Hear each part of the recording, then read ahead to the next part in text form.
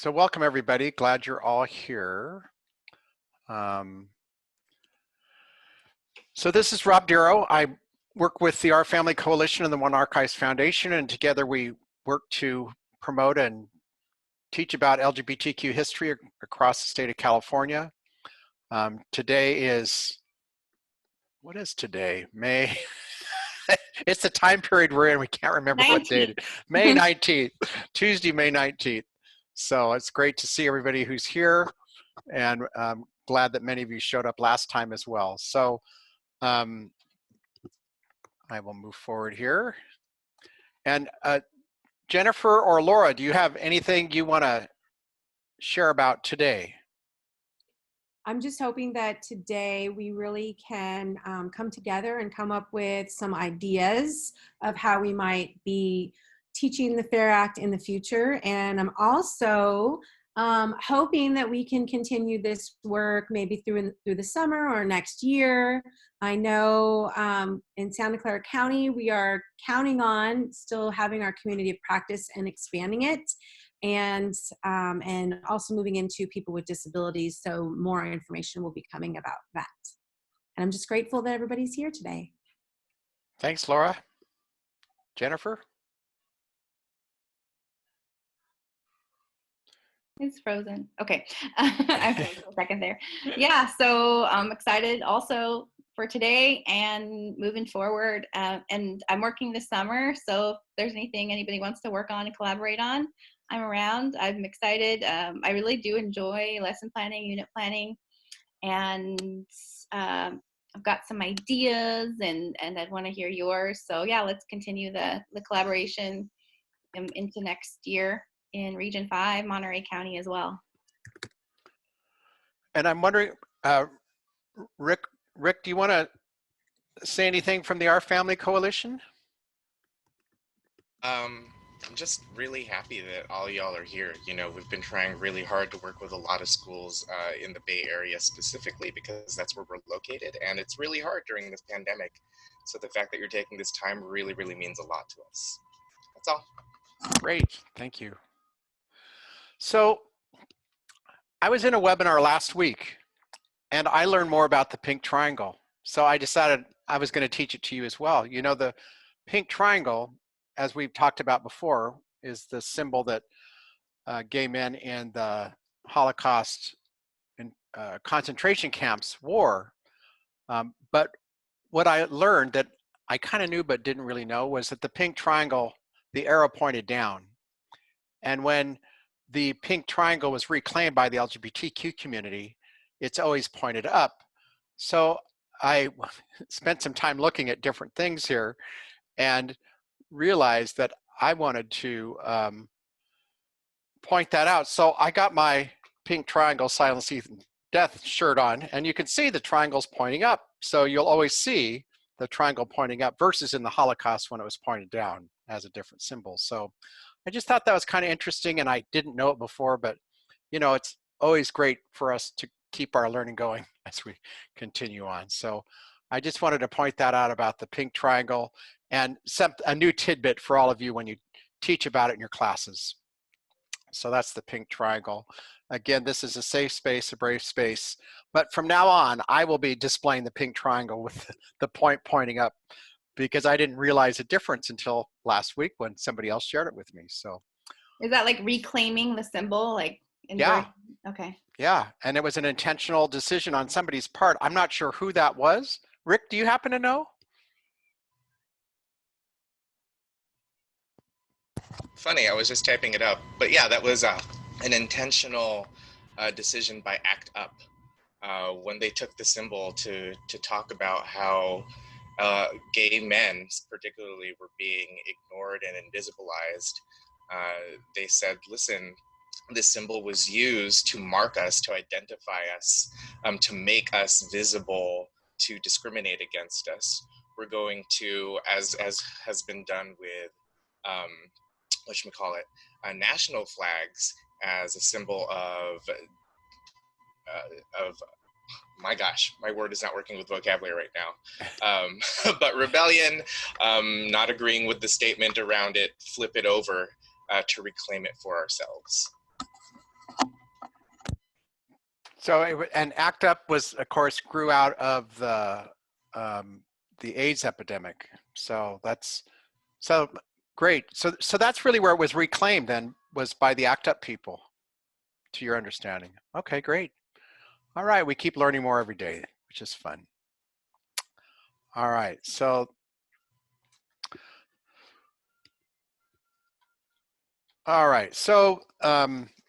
today, for your participation, you should be on the agenda.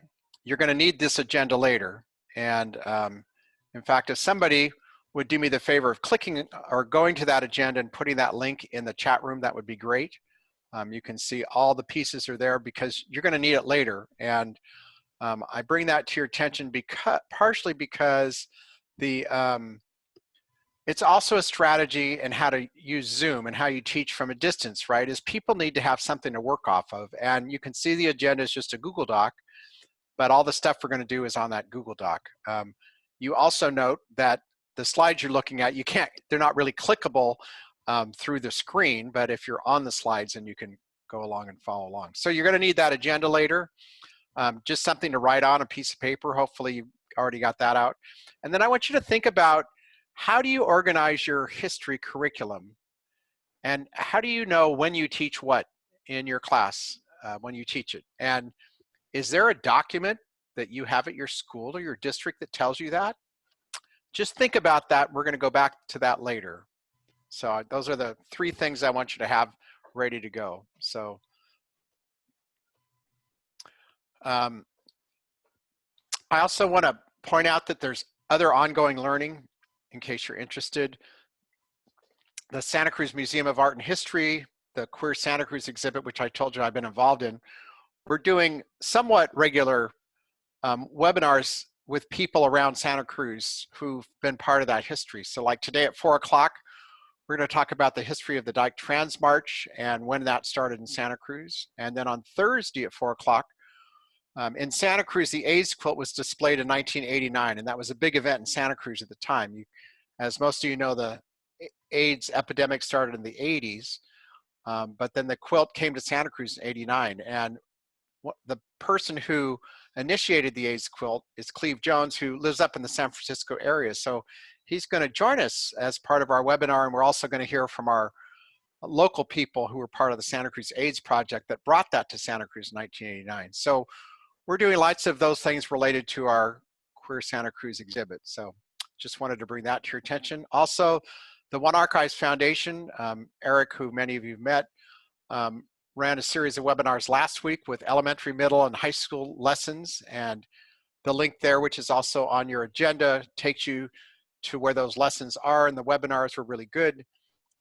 They're short little lessons that you could use as well. So some ongoing learning for all of you. So just as a quick review, if you recall, back in January, we had our one-day cohort.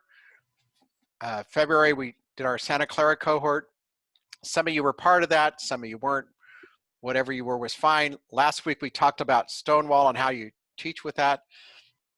And today, we're going to focus more on reflecting on that and planning for next year. So our outcomes for today is to review your experiences. You know, if you remember last week, I said, go talk to somebody about this. It could be a family member, it could be some friends, it could be colleagues. You could actually teach a lesson. So you're going to get a chance to share that back in just a minute. We're going to talk about planning for parent and student concerns as you start to teach LGBTQ history, or perhaps you already have and have handled that. And then you're going to have time to plan for next year so that those pieces are all done for you. So at this point, I want to give you a chance to introduce yourselves, only this time, and you may want to jot this down because I'm going to change this to look at your faces. I'll stop the recording in just a minute, but I want, again, if you just share your name, the school, what you teach, and where you are. And did you teach or share an LGBTQ history lesson with a family member, colleague, or class of students, either in the past week or in the past? And if you did, or when you did, what did you share or teach, and what was their response? It might be, you know, oh, I talked about Charlie Parkhurst, you know, in relationship to the Westward Movement, and, you know, and whatever that response was. So I want you to we're going to go around. I'm going to give everybody a chance to talk. And if you didn't teach anything, that's okay. You can say, well, when I do teach it, this is what I'm thinking. So at this point, I'm going to stop sharing my screen. Make sure you have those questions written down or you're on the slides. Again, just who you are. Did you teach an LGBTQ lesson? How did it go? And if you didn't, what are you thinking you might do in the future? So with that, I'm going to go back to my full screen here, and I'm going to pause. Can I just raise your hand if you need a haircut? No. All right, thanks everybody for sharing those perspectives. It's important for all of us to share, to know what we're all doing, because of course then we learn a lot from what you're all doing and sharing that back with other people. So I just want to remind you that we talked about this last time. You know, what would it take for you to attend a protest or a march in person to stand up against some injustice, right? And then I showed you this other slide, which showed all the times in history that people stood up and actually protested, right? The women's rights, the civil rights, the farm worker rights, the LGBTQ rights, and all those people as well. And then I showed you this slide last time, and I just want to go back to it because it kind of relates to the pink triangle pieces, is thinking about the symbols and signs in history that talk about who is included in history and who is not, and what we can do to change that. So I just encourage you to keep thinking about that, and all of the strategies, the conversations you're all having are really important, because we need to continue to include everybody in history, because we want every student in our class to see themselves in the history that we teach. We touched on Stonewall last time. All of those are links on these slides here. You want to explore some parts of this further, you can see the articles that go with each one of those. Again, June 28th, 1969, an important date in LGBTQ history. Not the only date, but one important date. So just brought that forward. And then the different prides that developed as a result of that Stonewall uprising in 1969, and then what grew from it, and Santa Cruz being one of the first prides in California between Los Angeles and San Francisco. So, and then we talked about these concepts of social movement. There's the elements, the timeline that we talked about before. So I just wanted to remind all of you that all these pieces are there. Sometimes going back to them helps to remind you of how it all fits together. Those of you that are teaching something about social movements or social rights or the other civil liberties, civil rights, some of these may be helpful to you as well. And then we'll talk more about this a little bit later as well. I was going to ask you to do this, but I'm not going to, except to say that when we start talking about how do we react to people who don't have an understanding of why this is important, most of us in our school districts have a mission that says something like, we're here to serve all our students, or we serve all of our families in an equal way, or we stand for equity. Whatever that is in your school district, whatever it is, know what it is so you can quote it back to your administrators or your colleagues or parents or things like that. That's going to be a little different in every district, but most districts' missions or their purpose or their yearly priorities include safety for all students and reaching out to all students. So keep that mission in mind in your school or school district, or go look it up so that you have it when we get to the next part here. So I was going to have you break into groups and do role play, but I'm going to have you spend time in groups doing something different than that. But what I thought we would do is look at these and just talk about them a little bit. So I'm going to share my screen, and I have 4 different role plays here that I was going to put you in. And I thought about this, and I think actually in Zoom it could work. You'd break into groups, you'd figure out your role play, and then you'd come back and do it together in the total group. So I think structurally this can work, but we're not going to do it today. But I did want to just touch on a couple of these role plays that I've put together, and of course you've probably got your own that you can use, or short stories that lead to conversations. So the first one I have here is, so there's this student reaction response, and again I'm going to just talk about it, and then I'm anxious to hear either you can type in the chat room or grab the mic and share how you might share this. So you're 11th grade or 8th grade US history teacher, and you're discussing Stonewall riots or the Charlie Parkhurst or whatever. And in the middle of that lesson, you ask, are there any other questions or whatever? And a student raises his hand and says, you know, I don't think this is really history. Why do we have to study gender or LGBT history when history really has nothing, when this LGBT history really has nothing to do with US history? So I'm curious how you as teachers would react to a student asking a question like that in the middle of your class.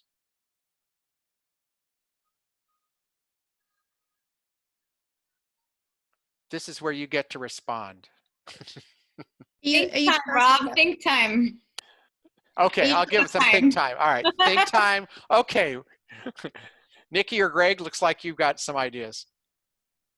So are you just asking how we would respond to that first student or also the second one? Either. Either. So I think this is not really history. I would just say, what a fascinating thing to say. It's not history. So history is the study of people in the past.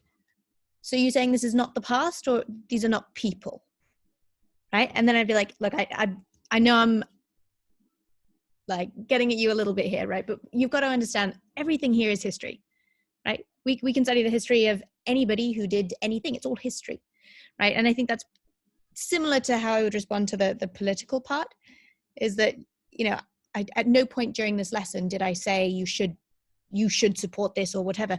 In the same way that when I taught you about Hitler, it wasn't because I thought he was an awesome dude you should follow, right? Just to be very clear with everyone, not a Hitler fan, just going to teach you about him because he's big in history, right? And that's the same, like, this isn't political.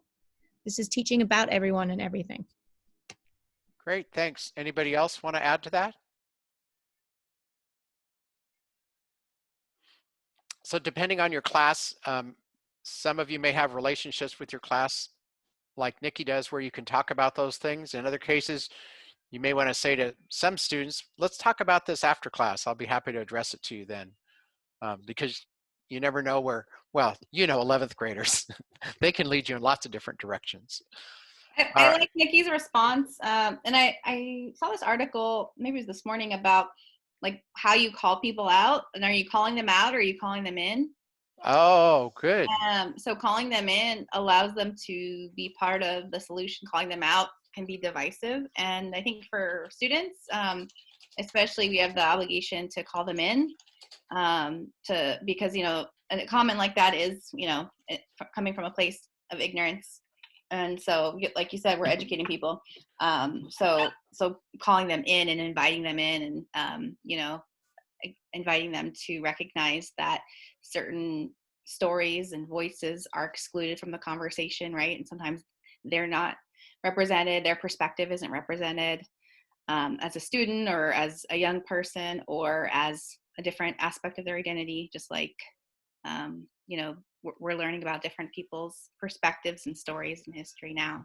So I thought Nikki's response was good, and I thought it was just right as far as like the balancing out of calling out and calling in. Great, thanks for bringing that up. Mark, you want to add to that? Well, I just want to say that, like, probably like Nikki, I would be able to leverage a power and relational dynamic within a class, and hopefully I've also laid the theoretical kind of foundations and groundwork to recall, you know, back to certain definitions of what is history, how do we study it, and things like that. I also do want to like point out that if you address it in that manner, you do have the potential of causing harm to other folks who are witnessing the exchange. And so I think it's really important to be as strategic as possible in a spontaneous moment about, like, kind of Jennifer's point about calling in or calling out, because although you might be able to shut it down, like how you shut it down still will have impact on other people besides just the students and you who are having the exchange, right? And so it's almost like even though you presume positive intent of all students, like, you know that there are some students who, like, maybe they're planting that comment like intentionally to get like a rise or to impact other people in the classroom in a certain way. So I just think it could be a lot more fraught than maybe like on the surface, right? Good. So that's important to think about those kinds of responses should they come up. So that was the purpose of this. There are 3 other role plays there that we're not going to look at. One deals with colleagues or teachers, one deals with parents, one deals with school board members. So just know that those are available there for you as well. I just Go ahead. add to that then. So I did have a student once who sent me an email saying that when we had talked about gender in class, that he was very insulted that I seemed to be suggesting that there was no difference between a man and a woman, and I was very political and like it was very angry. And so when I was responding to the student call out in class, I was, picturing a student, which I guess we all do. And I do have a really good rapport with the student I was picturing in my head. This other student, what we did was we ended up having, like, he came into my room and we had our lunch together so that because he sounded interested enough. So I offered that. And then we had a very like personal, just the 2 of us discussion about it. So, which actually worked out really well and ultimately ended with just, well, we came to the same, like, I think where it kind of left off was like, I want you to be able to understand if someone ever comes up to you and says that they are part of the LGBTQ community or they don't identify as male or female, I want you to understand where that person is coming from, right? I mean, you want to be successful in life, and that's part of that. And that was the way that was drawn in. So that, so obviously it does depend on the situation. Great. That was a great conversation. Anybody else want a final word on that?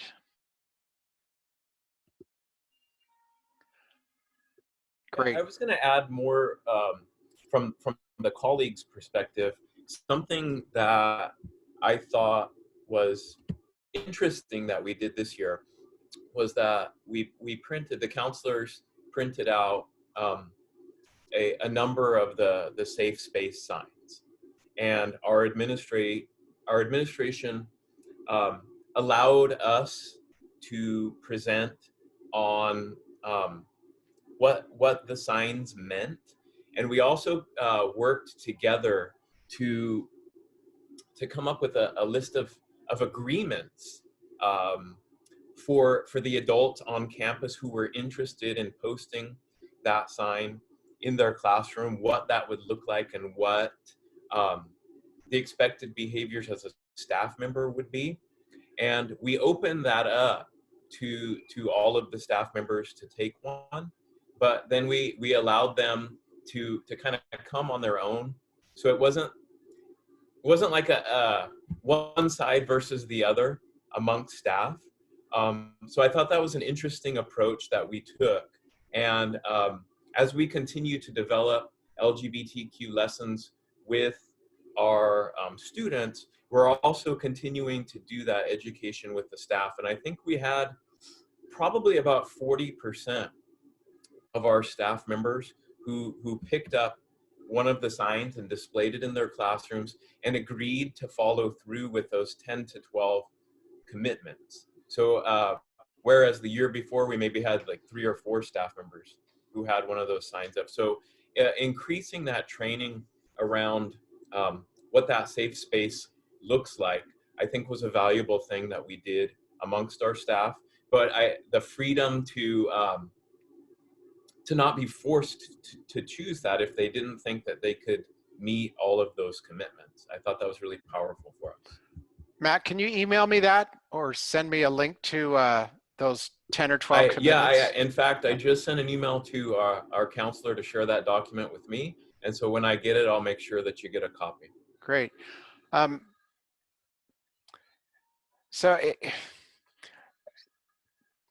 So there's lots of directions we can go with this stuff that you've all brought up. Know that these role plays work well with adults, and it may be another way to have the conversation with a group of people in a less threatening way than being in a meeting where somebody says, I'm for this and I'm against it. So I think Jennifer's point about bringing students in is also ways of bringing administrators in, but often with the frenzy of a school, you forget that to think about how do we bring people into this conversation so they can grow because of it. So the role plays may help you out in thinking that direction. All right, we are going to break into smaller groups. to work on one of these planning documents. And basically, let me open just one of them to show you what you're going to be doing. I want you to, the part of this, once you get to your groups, I want you just to skip down to this curriculum calendar section here.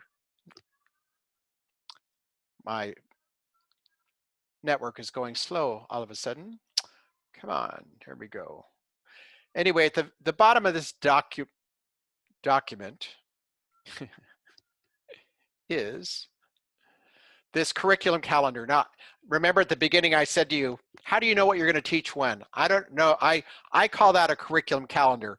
I know that for myself, when I taught 8th grade, I had my own curriculum calendar. I knew when I was teaching all aspects of my history, and I had it written down somewhere, all on one piece of paper. I don't know if you have that as a district. I know Salinas Union High School District does.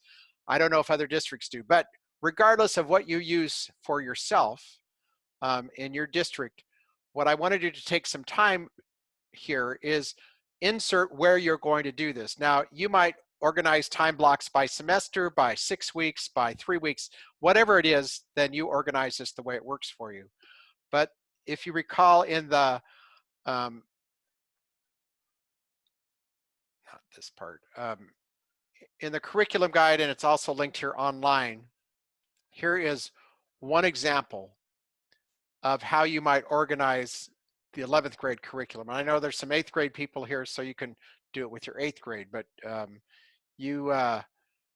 here's one way to organize this stuff at the 11th grade and where you could teach it. When you teach these particular standards, this is where the LGBT history fits in. So you have access to this document, as well as the 8th grade one is here as well. So I want to give you some time. Let's see. We don't have a whole lot of time, but I'm going to give you about maybe 5 to 8 minutes to just mull this over.